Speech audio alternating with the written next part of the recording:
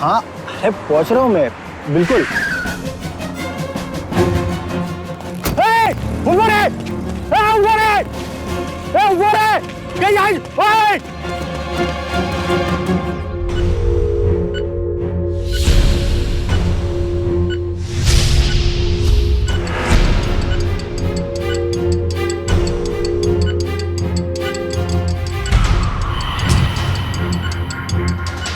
Doctor, वो लड़की 7 months pregnant है और इंटरनल ब्लीडिंग बहुत ज्यादा हो रही है। क्या? अगर अभी ऑपरेशन करके बेबी डिलीवर नहीं किया गया तो माँ और बच्चे दोनों की जान को खतरा होगा।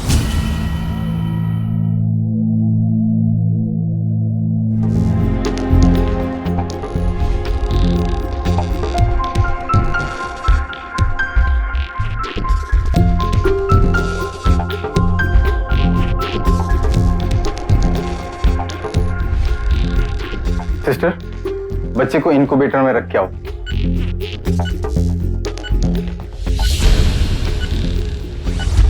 सिस्टर, जल्दी से लाइफ सपोर्ट पे डालो, जल्दी से।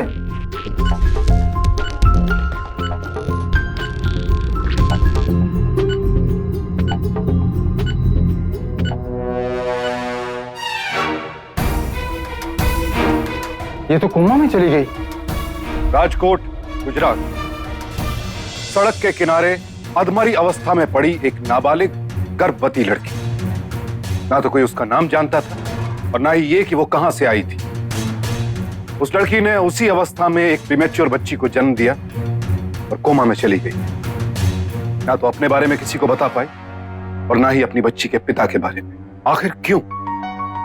ये नाबालिग लड़की इस हालत में पहुंची कैसे? और इसकी इस हालत के लिए कौन जिम्मेदार था? क्या थी इस लड़की की कहानी? मैं बताता हूँ। हाँ आई मैं 10वीं में पूरी क्लास में फर्स्ट आई। देखो तो, छान छान, तुझे किसी की नजर न लगे। आणि काय रे, तेरा क्या हुआ? मैं भी 5वीं में पास हो गया। देखिए। हाँ देखो तो, बहुत अच्छा। लेकिन आई अभी बाबा को मत बताना, हाँ? मैं उन्हें सरप्राइज दूंगी। अच्छा। नहीं नहीं नहीं नहीं, मुझे बुद्धू समझा है। अरे मुझे तो पहले ही से पता था, तुझे तो अव्वल आना ही है, इसीलिए तेरा इनाम पहले से ही तैयार है। ये देख, कान का झुमका। आई इसमें कैसी लग रही हूँ मैं? बहुत अच्छी लग रही है। कैसी लग रही हूँ बाबा? बहुत अच्छी बेटा। अगली बार मैं भी फर्स्ट आऊंगा ना तो मुझे भी झुमके मिलेंगे। बेटा पगले, तुझे तेरा क्रिकेट का बैट ला के दूंगा, हैं? जीते रहो बेटा। ऐसे ही अपने बाबा का सर हमेशा ऊंचा रखना। हाँ? तुझे बहुत बड़ी अफसर बनना है बेटा। एक दिन बहुत नाम कमाना है, ठीक है? खुश रहो बेटा। जाओ।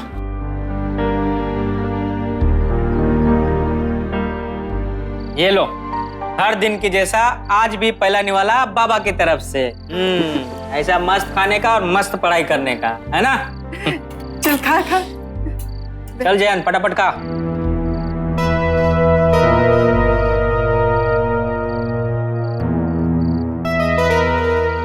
ए सुलक्षणा, ये साली साहिबों को क्या हुआ? अरे इतना अच्छा दिन है, मस्त खाना बनेला है, काय को नहीं खा रही है? अरे डबल खिलाओ उसको, तब यहाँ से ले ले। नहीं ताई बहुत। काय को नहीं चाहिए, काजू नको रे, दबा के खा। खुशी की बात तो है जीजा जी। 10वीं तक तो आपको फीस की जरूरत पड़ी नहीं, लेकिन आगे की पढ़ाई में खर्चा बहुत ज्यादा है। बरोबर। और आपकी सैलरी तो मात्र 5,000 रुपए है। और वैसे भी जीजा जी, सिक्योरिटी की जॉब में तरक्की के चांस कहाँ मिलते हैं आगे बढ़ने को? एक बात बताइए, आप ये सब कैसे करेंगे?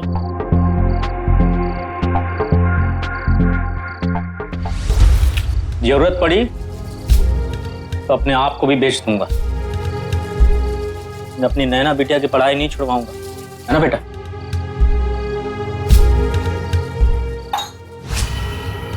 किसी को टेंशन लेने की जरूरत नहीं है। बाबा बाबा नैना की मां सुलक्षणा को भी अपने पति सोमेश की हालत का अंदाजा था, कि 2 बच्चों की पढ़ाई वो अकेले नहीं करा सकते। पल्लवी की बातों ने सुलक्षणा की इस चिंता को और भी बढ़ा दिया कि आखिर उनके बच्चों को एक अच्छा भविष्य कैसे मिलेगा। चिंता तो थी, लेकिन सुलक्षणा को दूर दूर तक कोई रास्ता नजर नहीं आ रहा था। और फिर खुद पल्लवी ने सुलक्षणा को एक रास्ता सुझाया। आज मैंने तेल से बहुत अच्छी चंपी की है, तुझे बहुत अच्छी नींद आएगी। अगर ताई, मैं तो कब से कह कह के हार गई हूँ। कितने सुंदर नैन नक्श है हमारी नैना। किसी अच्छे प्रोड्यूसर की नजर पड़ गई ना तो नैना की जिंदगी संवर जाएगी, और तुम सबकी भी। नहीं रे बाबा नहीं, छोड़ ऐसी फालतू की बातें। ये तेरी फिल्म की बातें हैं ना, सब चकाचौंध करने वाली बातें हैं। केवल सपने हैं, तो हर कोई हीरोइन नहीं बन जाती।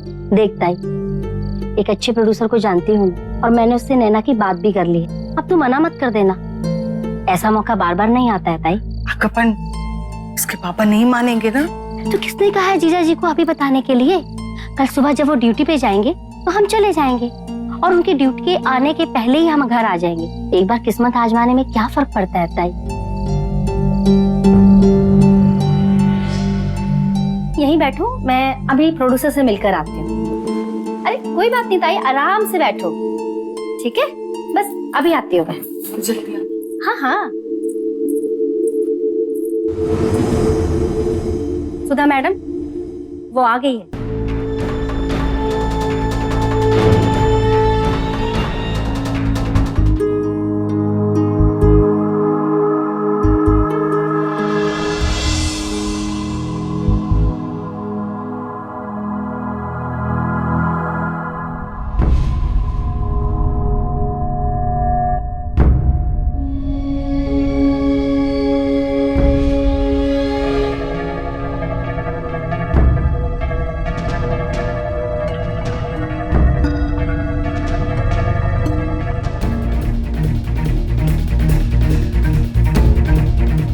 ये तुम्हारे 4 दिन के 10,000 पकड़ो। नेक्स्ट। हाँ, ये तुम्हारे 7 दिन के 20 पकड़ो। एक बार गिन लेना।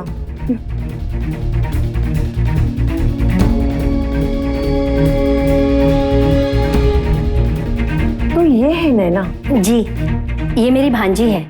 भांजी हो या बेटी, यहाँ तो टैलेंट पर काम मिलता है, रिलेशन पर नहीं। हाँ, अगर तुम्हारी बेटी में काबिलियत है तो काम जरूर मिलेगा, वरना यहाँ तो बहुत से लोग आते हैं। मैडम आप देख लीजिए ना। बेबी स्माइल दो, स्माइल। Very good, perfect. एक मिनट, कैमरा ऑफ करो, ड्रेस चेंज। जी शाम को 7 बजे आते हैं, हम 5 बजे तक पहुंच जाएंगे। चलो बेबी, ये ड्रेस पहनो। ये ड्रेस क्या हुआ? इसमें कोई खराबी है क्या? पहनना नहीं है? हाँ, अगर काम नहीं करना है तो जाओ घर में जाके बैठो। चलो ड्रेस चेंज करो, गो। काम करना है ना बेबी, तो जाओ पहन के आ जाओ। अरे कोई बात फ्रंट पे लेना। Sure ma'am. और एक फुल लेंथ लेना, ठीक है? मुझे कवर पेज में डालना है। हाँ ना। फास्ट ले।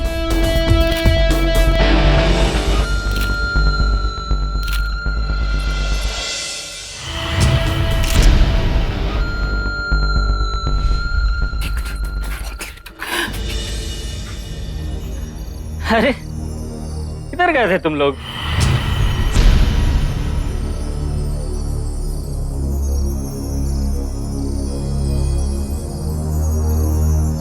अरे ये सब छोड़िए जीजा जी, अब तो आप मुंह मीठा कराइए।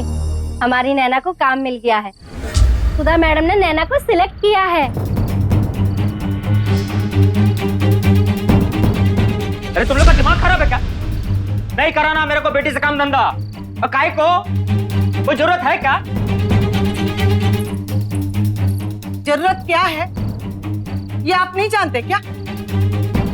जयंत बड़ा हो रहा है, उसके पढ़ाई लिखाई का खर्चा, और कुछ ही दिनों के बाद नैना की शादी की जिम्मेदारी हमारे सर पे है।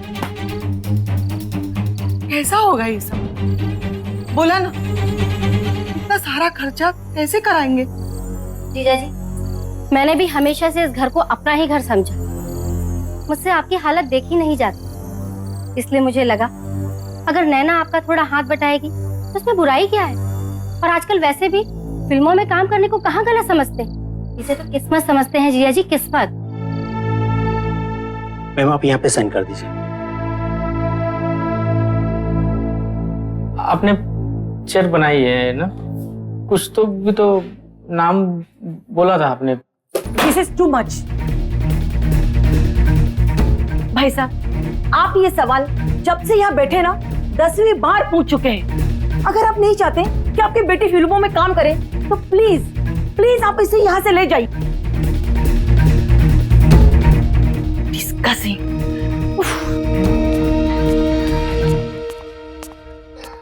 जीजा जी, आप ये क्या कर रहे हैं? एक तो मैं आपकी मदद कर रही हूँ और आप मेरी फजीती कर रहे हैं। आप देख नहीं रहे? ये लोग भगवान की पिक्चरें बनाते हैं। देखिए, मैया का दरबार, तेरा सहारा, मैं और मेरी मैया, ये सारी भगवान की पिक्चरें हैं।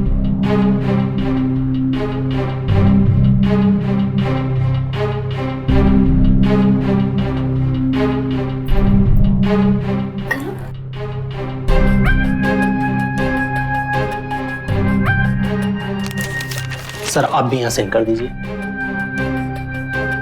बाबा कर दो ना। हाँ बेटा।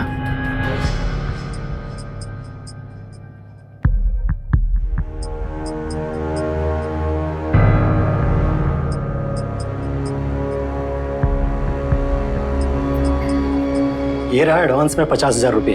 कल सुबह 8 बजे तैयार रहना। हमारे प्रोडक्शन हाउस की गाड़ी आपके घर सुबह 8 बजे पहुंच जाएगी। जी, ले लो ले लो ले लो।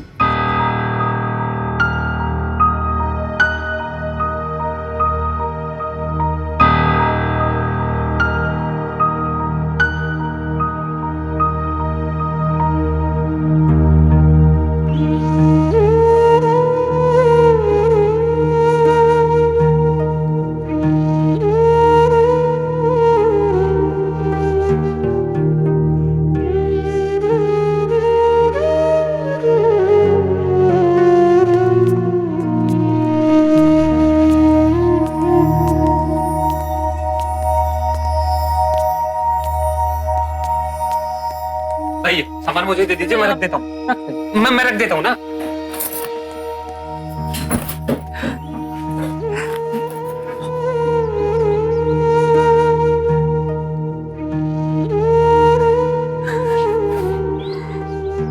मोबाइल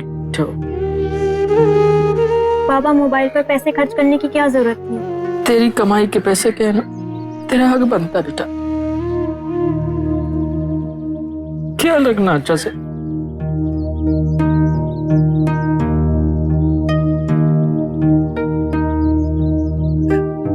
अच्छे से काम करना, अपना ख्याल रखिए।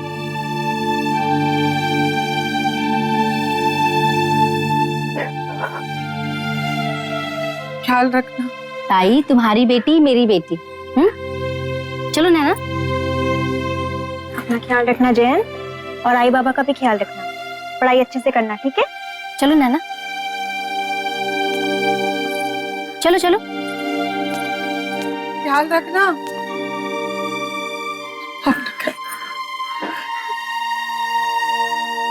चलो बैठो।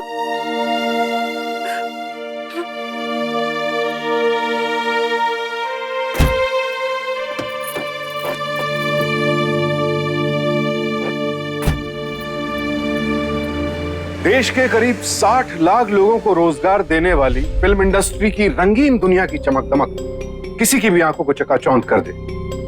ये फिल्म इंडस्ट्री के ग्लैमर का आकर्षण ये है कि हर साल देश के कोने कोने से लाखों लोग अपनी किस्मत आजमाने मुंबई पहुंचते हैं। लेकिन बरसों के संघर्ष के बाद भी सबको इस इंडस्ट्री में जगह नहीं मिलती, सबकी किस्मत नहीं चमकती। लेकिन नैना को बिना किसी संघर्ष के इस इंडस्ट्री में जगह मिल गई थी। इस बात की सोमेश को भी खुशी थी। उन्हें तसल्ली थी कि अब उनकी बेटी अपने पैरों पर खड़ी हो जाएगी। और नैना ये सोचकर खुश थी कि वो फिल्मों में काम करके इतना कमा लेगी कि अपने भाई की पढ़ाई और उसे आगे बढ़ाने में अपने पिता की मदद कर सकेगी। इसी उम्मीद और अपनी मौसी पल्लवी के भरोसे पर वो अपनी पहली फिल्म की शूटिंग के लिए चल पड़ी।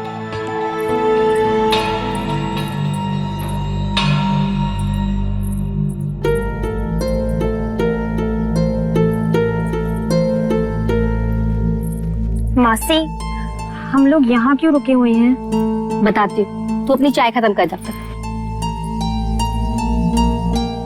लो, आगे बोलो। Hello madam. हेलो। हेलो। यहाँ से तुझे इन्हीं लोगों के साथ जाना है। अब मैं तो नहीं जा सकती ना हर जगह तेरे साथ शूटिंग करने के लिए, है ना? आपके बिना। अरे भाई जल्दी निकलो तुम लोग, पहुँचते पहुँचते कहीं शाम ना हो जाए। चलो। अरे सोच क्या रही है, जाना। आइए चलिए। आइए आइए, बहुत लंबा जाना है, लेट हो जाएगा। आइए। हाँ।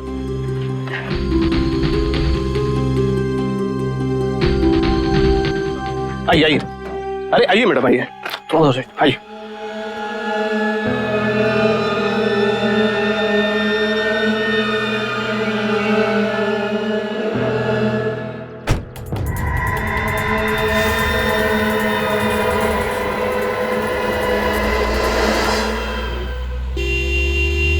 पार्सल निकल चुका है, मैंने अपना काम कर दिया है। और मेरे 50,000 कब तक मिलेंगे? देखो, पहले की तरह लेट मत करना। ठीक है।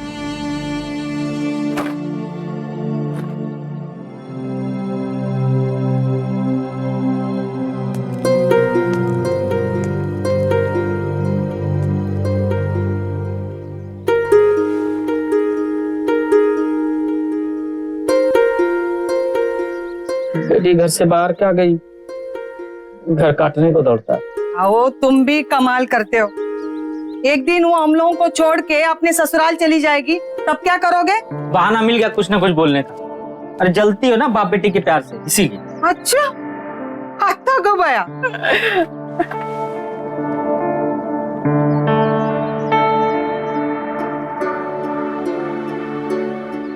अच्छा अच्छा, फोन कर लो उसको, अपनी तसल्ली कर लो। आओ।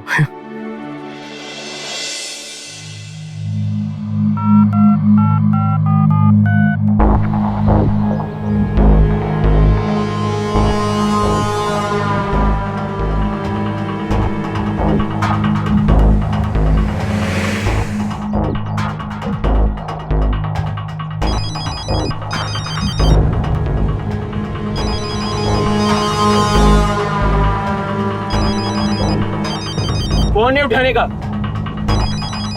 ये क्या कर रहे हैं आप लोग? तू चुप चुप।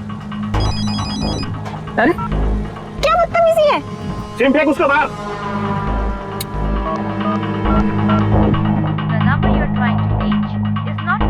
अभी तो घंटी बजी थी, काहे को काटा उसने? अभी स्विच ऑफ बता रहा है।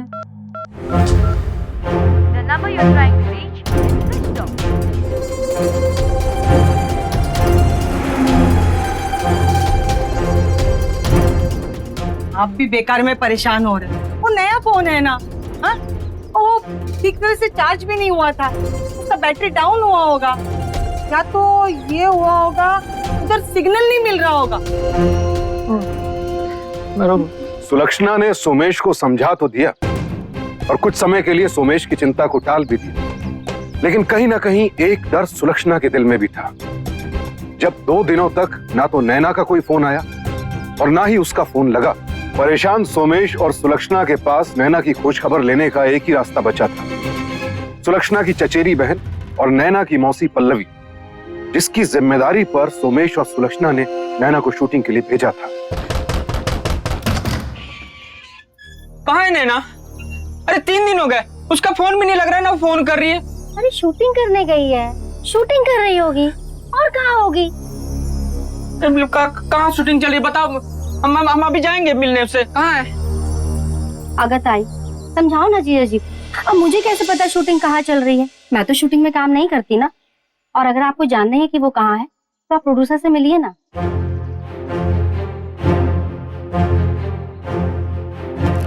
लीजिए, आप अपनी आंखों से ही देख लीजिए। आपको हमारी बात पे यकीन तो आ नहीं रहा था। अरे 2 दिन पहले ही ऑफिस खाली हुआ है, और अब उन लोगों ने कहाँ शिफ्ट किया है ये हमें नहीं मालूम। भाई साहब इधर बैठी थी वो प्रोड्यूसर, तो सब इधर फोटो वीटो लगा था, फिल्म का पोस्टर। बोला वो लोग किधर किधर किधर जा रहे हैं लोग? नहीं नहीं, देखिए भाई, हमें इस बारे में कोई नॉलेज नहीं है। हाँ, इतना जरूर पता है कि सुधा मीरानी नाम की कोई प्रोड्यूसर थी जो ऑफिस को चला रही थी, और उन्हें अभी 2 महीने ही हुए थे छोड़कर चली गई। अब वो कहाँ गई ये हमें कुछ नहीं पता।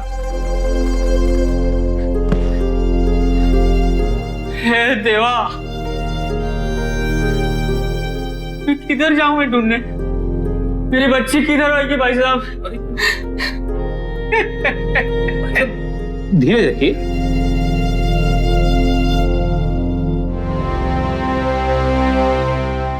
अरे मुझे तो ये समझ नहीं आता कि आप लोग कैसे किसी के झांसे में आते हैं। जान ना पहचान किसी भी अरे गहरे के साथ अपनी बेटी को भेज दिया और फिर आगे पुलिस चौकी। नहीं साहब, मेरी कोई गलती नहीं है। मैं स्वतः प्रोड्यूसर कड़े गेलो होतो। मैं उधर प्रोड्यूसर का ऑफिस में जाके खुद तसल्ली किया, तब जाने दी अपनी बेटी को शूटिंग में। ये लोग 10-10 दिन के लिए कहीं भी ऑफिस खोलते हैं और फिर वहां से रफू चक्कर हो जाते हैं। इनका बहुत बड़ा रैकेट है, लड़कियां सप्लाई करते हैं ये लोग, और ऐसे केसेस हमारे पास पहले से बहुत सारे। नहीं साहब, मेरी बच्ची के साथ ऐसा कुछ नहीं होएगा।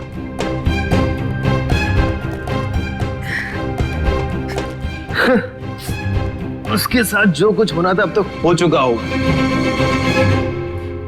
और ये सब होता तुम्हारी बेवकूफी की वजह से और लालच। मैंने लालच नहीं किया साहब, नहीं किया लालच। वो तो एक रिश्तेदार के बात का भरोसा किया और भेज दिया शूटिंग में। कौन रिश्तेदार? जिस दिन नैना शूटिंग के लिए घर से गई वो आखिरी दिन था जब सोमेश ने नैना को देखा था। उसके बाद नैना कहां गई किसी को कुछ पता नहीं चला। उसे आसमान खा गया या जमीन निगल गई, इस सवाल का जवाब सोमेश को कहीं से नहीं मिल रहा था। और प्रोड्यूसर के बंद हो चुके ऑफिस ने तो सोमेश के दिल को और दहला दिया था। नैना कहां है, अब इस सवाल का जवाब एक ही इंसान से मिल सकता था, और वो थी पल्लवी। लेकिन क्या पल्लवी जानती थी कि कहां है नैना? क्या हुआ नैना के साथ? साहब मुझे कुछ नहीं पता। मैं तो 1 साल पहले उस प्रोड्यूसर से मिली थी जब उसका ऑफिस खार में था, क्योंकि हमारे यहाँ से खाना जाता था। बाद में उसका ऑफिस हमारे घर के पास आ गया।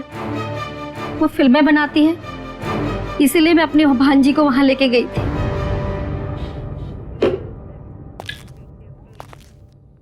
तुम उसे जानती थी तो तुम्हारे पास उसका फोन नंबर तो होगा? है ना एक नंबर मेरे पास, मैंने बहुत लगाया साहब, लेकिन वो तो बंद आ रहा है। ये देखिए। दादा नंबर नोट कर। अभी तुम जाओ यहां से, लेकिन जब तक मैं नहीं कहता ना, इस शहर से बाहर कदम मत रखना। हाँ साहब। कब तक, आखिर कब तक तू ऐसे नाटक करती रहेगी? अक्ल नहीं क्या तेरे में? पता है ना, इतने सारे लोगों के सामने तू अगर नाटक करेगी ना तो ये लोग तुझे 2 मिनट में मसल कर रख देंगे। मुझे वापस अपने घर जाना है। वो तो अब तू कभी वापस नहीं जा सकती, और तेरे घर जाने के बाद ना ही घर वाले तुझे अपना सकेंगे। इसलिए चुपचाप मेरी बात मान ले और धंधे पर लग जा।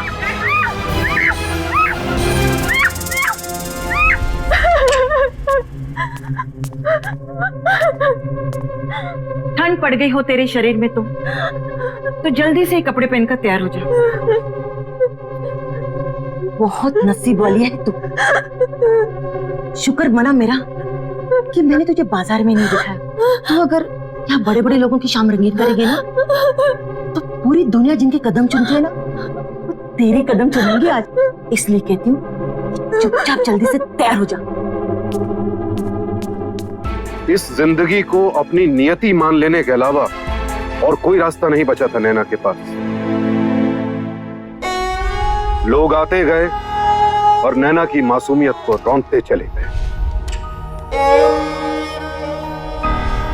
इस जिंदगी ने नैना को सब कुछ भुलाने पर मजबूर कर दिया। अपना अतीत, अपना परिवार, अपनी जिंदगी, सब कुछ। हमारे देश में हर रोज करीब 200 लड़कियां वेश्यावृत्ति के इस व्यापार में शामिल होती और इनमें से 80% अपनी मर्जी के खिलाफ मजबूरन इसे अपना पेशा बनाती। कुछ पारिवारिक झगड़ों से तंग आकर, कुछ गरीबी और लाचारी से हार कर, तो कुछ नैना की तरह बेहतर रोजगार की चाह में इस मौत से बदतर जिंदगी को अपनाने और अपने प्रियजनों को भूल जाने पर मजबूर हो जाते हैं। लेकिन माँ बाप अपने बच्चों को कैसे भूल सकते हैं? नैना की एक खबर के इंतजार में पूरा 1 महीना गुजर गया।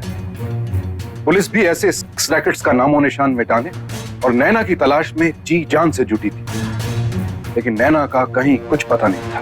मजा मूली जब पता लगला कैसा है? नासिक में एक जगह की टिप मिली है, वहां पे नाबालिग लड़कियों से धंधा कराया जाता है। हम वहां पे रेड मारने जा रहे हैं। अगर तुम्हारी किस्मत अच्छी हुई तो हो सकता है तुम्हारी बेटी मिल जाए। आप मेरे को भी साथ में लेकर चलो सर। अरे तुम वहां जाके क्या करोगे? अरे तुम्हारी बेटी वहां पर होगी तो तुम्हारे पास पहुंच जाएगी, और तुम्हारे वहां जाने से हमें प्रॉब्लम हो सकती है। नहीं सर, एक मौका आया, मेरे को साथ में लेकर चलो ना। मैं तो वाला हाथ जोड़ता हूँ साहब, आई कसम, आपका पुलिस कार्रवाई में मैं नहीं आएगा बीच में। मैं कोई तकलीफ भी नहीं देगा साहब। मेरे को बेटी से मिलने का है साहब। हाँ ठीक है, खड़े हो। चलो साथ चलो।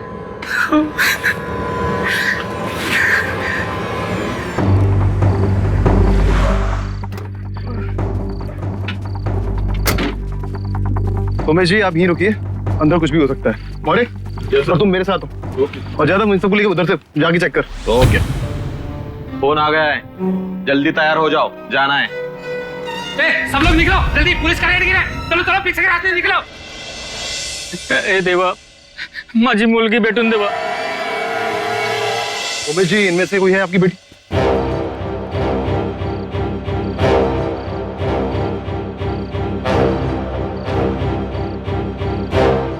पुलिस अपना काम कर रही, लेकिन सोमेश को अब तक नैना का कहीं कुछ पता नहीं चला था। मगर एक पिता ने हार नहीं मानी। जहां भी हो सका, जैसे भी हो सका, सोमेश ने अपनी बेटी नैना की तलाश जारी रखी। जहां कहीं भी इस तरह की रेड की टिप मिलती, सोमेश पुलिस के साथ वहां पहुंच जाता। लेकिन फिर भी उन्हें हर तरफ से निराशा और नाकामयाबी ही हाथ लगती रही। दिन हफ्तों में बदल गए, हफ्ते महीनों में, और इसी तरह पूरा 1 साल गुजर गया।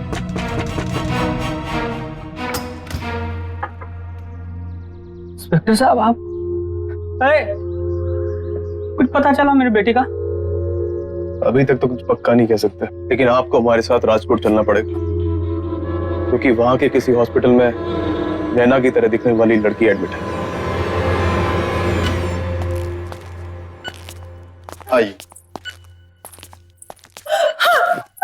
नैना, नैना आंखें खोल बेटा, देख तेरी आई आई है, देख तेरी बाबा है, आंखें खोल बेटा। नैना, डॉक्टर साहब, मेरे नैना आंखें क्यों नहीं खोल रही है? क्या हुआ?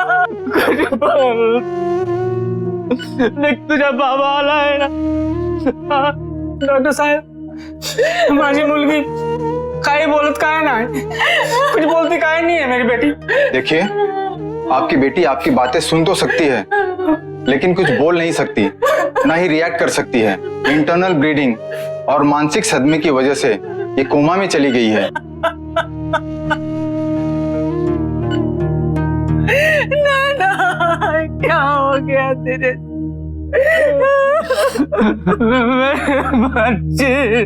जब आपकी बेटी को हॉस्पिटल लाया गया था तो वो 7 महीने की प्रेग्नेंट थी। आपकी बेटी ने एक बेटी को जन्म दिया है।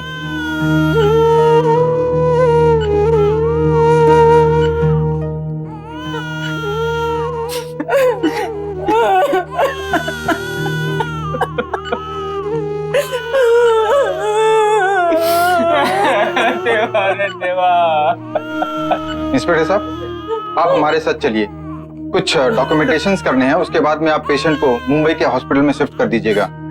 चलिए।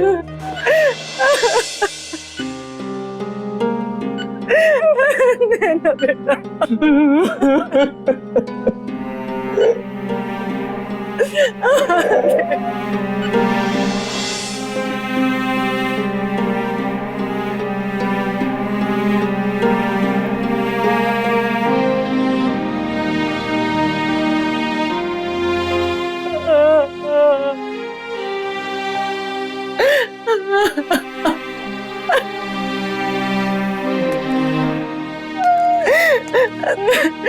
सच में भगवान है। जिस किसी ने भी मेरे बच्चे का ये हाल किया वो कभी सुखी नहीं होगा, उसका कभी अच्छा नहीं होगा।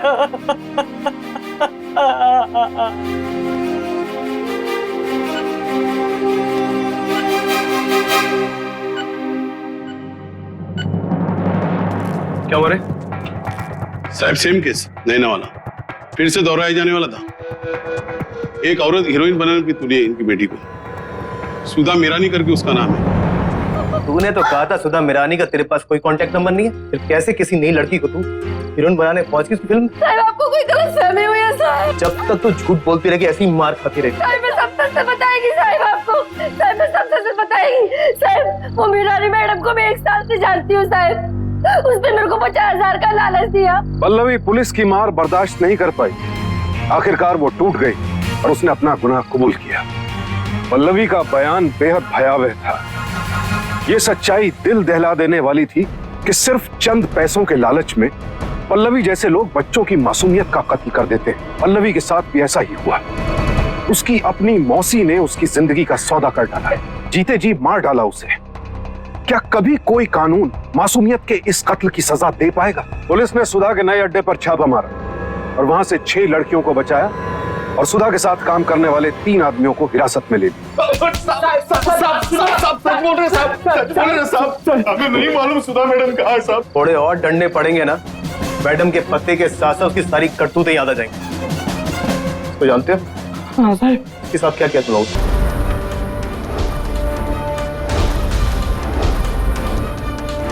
क्यों मारा उसको? साहब हमसे जो सुधा मैडम ने काम नहीं वो किया साहब। अब जो मैं कहता हूँ वो करो। मैडम का पता बता। नहीं मालूम हमको साहब। जब तक ये मुंह नहीं खोलते ना, इनकी मरम्मत करता रहे। छोड़ना मत सालों। इंस्पेक्टर साहब। जी आप कौन? सुधा मीरानी कहते हैं मुझे।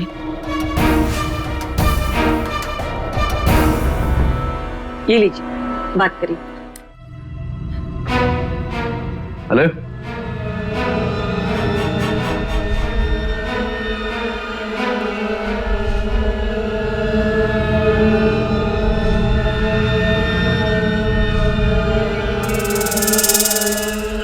डॉक्टर साहब, और कितना टाइम लगेगा मेरे बच्चे को ठीक होने में? अभी तो कुछ नहीं कह सकते, मगर आप तसल्ली रखिए, हम लोग पूरी कोशिश कर रहे हैं, लेकिन कोमा के पेशेंट के बारे में कुछ नहीं कह सकते।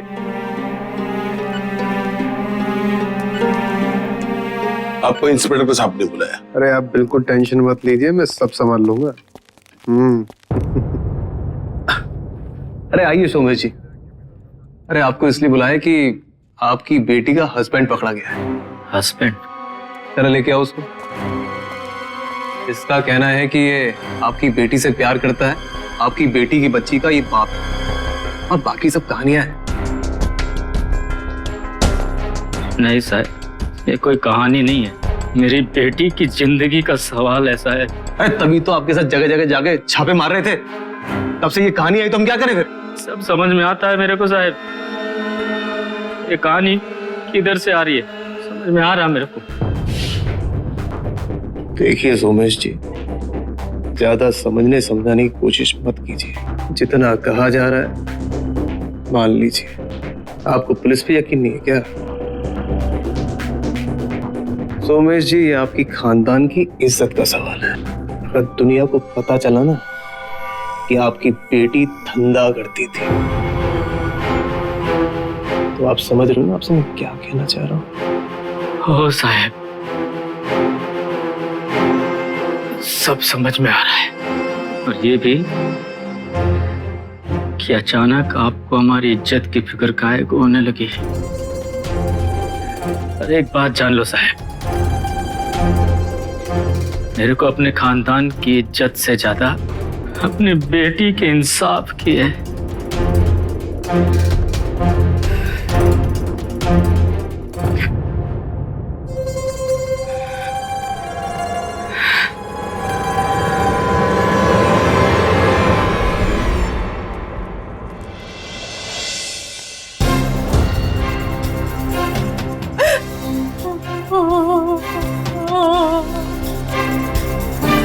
आएगा अरे नैना कुठे आहे? अरे नैना कुठे आहे? डॉक्टर साहब, मेरी नैना कहाँ? सॉरी मिस्टर सुमेश, अचानक उनकी हालत इतनी खराब हो गई थी कि हम उन्हें बचा नहीं सके।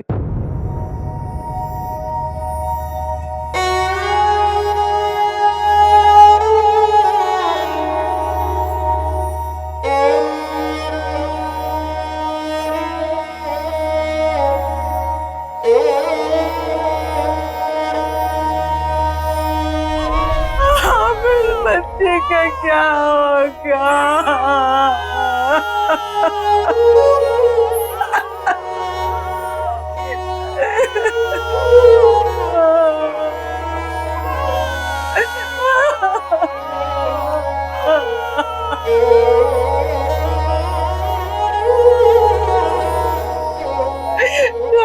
छोड़ कर जब ये बच्ची बड़ी होगी, लोग तरह तरह के सवाल पूछेंगे इससे।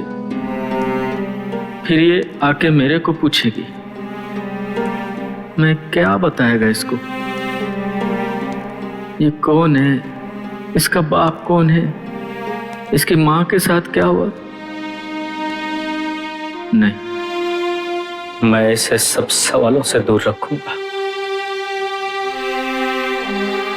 और अपनी बच्ची को न्याय दिलवा के रहूंगा, चाहे कुछ भी हो जाए। एक छोटी सी चिंगारी ही आग बनती है और जलाकर राख कर देती है अपने सामने आने वाली बड़ी से बड़ी रुकावट को। ठीक इसी तरह एक छोटी सी प्रेरणा इंसान को बड़ी से बड़ी मुसीबत से लड़ने की हिम्मत दे जाती। सोमेश अपनी बेटी की मौत की खबर सुनकर पूरी तरह टूट चुके थे, लेकिन उस मासूम बच्ची का चेहरा देखकर उन्हें अपनी बेटी को न्याय दिलाने की फिर से प्रेरणा मिली और उन्होंने तय कर लिया कि वो नैना के गुनहगारों को सजा दिलवा कर रहेंगे।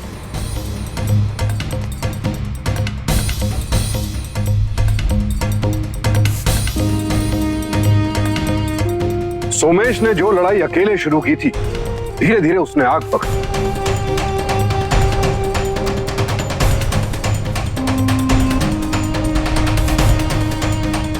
और फिर मीडिया और एनजीओ की मदद से ये आग पूरे देश में फैल गई। आज हम देख रहे हैं आपकी इस लड़ाई में सारा देश आपके साथ। न्याय के लिए आप अपनी जान तक देने के लिए तैयार हैं। तो आखिर आपने इस आमरण अनशन के बारे में सोचा ही क्यों? मेरा बच्ची थी एक फूल जैसी नैना, उसको फिल्म में काम देंगे बोल के मेरे से दूर ले गया। गलत धंधा करवाने को शुरू किया उसके साथ। गुनहगार लोग खुला घूमते हैं सड़क पे, पुलिस को मालूम है, लेकिन कोई कार्रवाई नहीं करता हुआ। लेकिन कल को किसी और का बहू बहन बेटी के साथ ऐसा नहीं होए बोल के मैं इधर आमरण अनशन करने वाला है। अगर हम लोग चुप करके बैठेंगे इधर, कुछ आवाज नहीं उठाएंगे, तो ये जो मुजरिम लोग हैं ना, ये लोग का हिम्मत बढ़ता है। तो उन लोग को सजा दिलवाने का, चुप करके बैठने का नहीं, आवाज उठाने का। एक पुलिस वाला वो मेरे को बोलता है, बाबा जास्ती बकूना का, चुप करके बैठने का, बोलो मत सबको कि तुम्हारा बेटी से धंधा करवाया, नहीं तो तुम्हारा खानदान का तुम्हारा इज्जत जाएगा। अरे इज्जत किधर मांगा? मेरे को नहीं चाहिए इज्जत, न्याय मांगता है मेरे को, न्याय। सोमेश की कोशिशों और मीडिया की पहल ने इस केस को बहुत ऊपर तक पहुंचा दिया था। लोगों में अब इस बात को लेकर आक्रोश नजर आने लगा था। आखिरकार सोमेश की मेहनत रंग लाई, प्रशासन की नींद टूटी और पुलिस ने एक्शन लिया। पकड़ो इसे, पकड़ो पकड़ो उसे।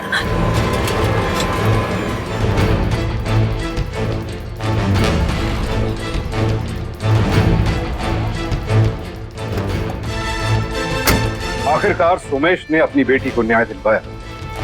अदालत ने सुधा और उसके सहयोगियों को नाबालिग लड़कियों को जोर जबरदस्ती से वेश्यावृत्ति का धंधा अपनाने पर मजबूर करने के लिए इमोरल ट्रैफिकिंग प्रिवेंशन एक्ट के तहत 7 साल की सजा सुनाई।